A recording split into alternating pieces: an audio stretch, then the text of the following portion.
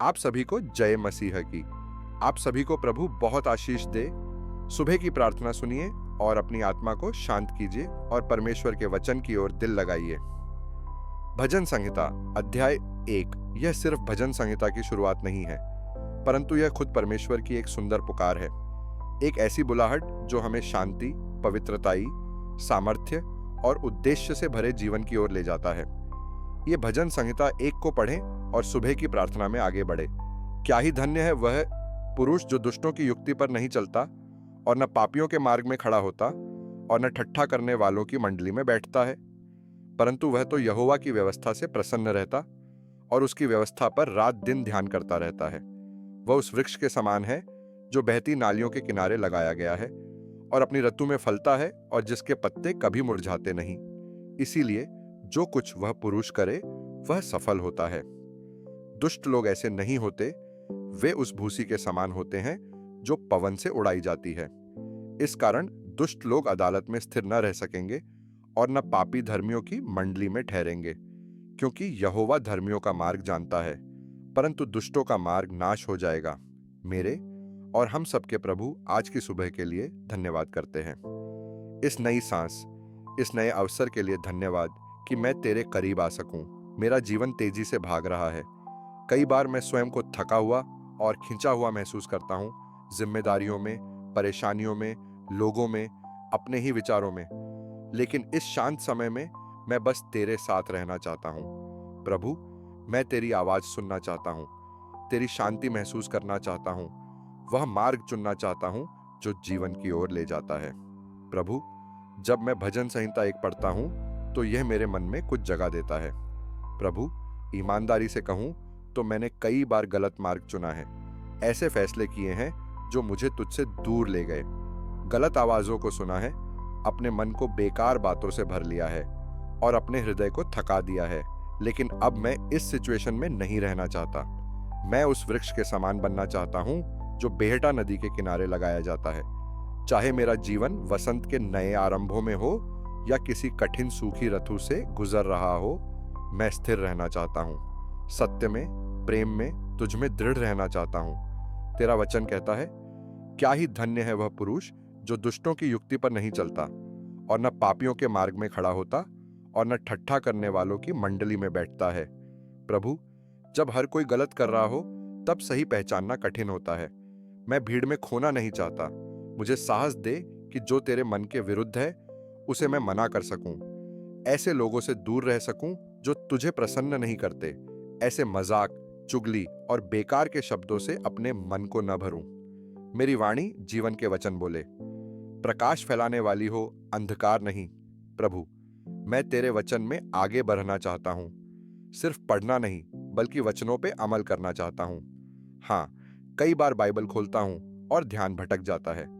कई बार खोलना ही भूल जाता हूं। मुझे क्षमा कर।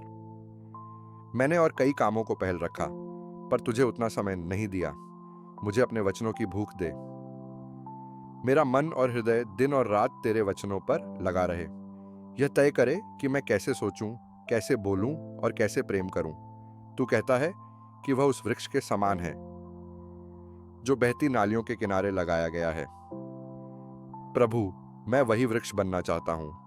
स्थिर रहूं, इधर उधर ना भागूं, फल लाऊं, न कि खोखला जीवन जीऊं। मैं दूसरों के लिए आशीर्वाद बनना चाहता हूं। मेरा जीवन तुझे महिमा दे। जब मैं कमजोर महसूस करूं, जब जीवन मुझे हिला दे, तब भी मैं तेरे वचनों में जड़ें जमाकर खड़ा रह सकूं। पर तू हमें चेतावनी भी देता है, दुष्ट भूसे के समान है। सच कहूं, मैंने भी अपने को कभी कभी ऐसा ही पाया है, बहकता हुआ, बिखरा हुआ, पहचान खो चुका। अब मैं हर भावना, हर डर, हर राय से बहकना नहीं चाहता। मैं उस सत्य में जड़ें जमाना चाहता हूं जो तूने मुझे दिया है। मुझे उस मार्ग से बचा जो विनाश की ओर ले जाता है। मेरे हृदय को कोमल बना, कठोर नहीं। मेरी दृष्टि संसार पर नहीं, तुझ पर टिकी रहे। दुष्टों का मार्ग बहुत आकर्षक लगता है, चौड़ा, चमकीला और आसान, लेकिन अंत में वह जीवन नहीं देता। मुझे अस्थाई बातों से धोखा न खाने दे। तू कहता है, तू धर्मियों के मार्ग को देखता है। यह जानकर मुझे शांति मिलती है।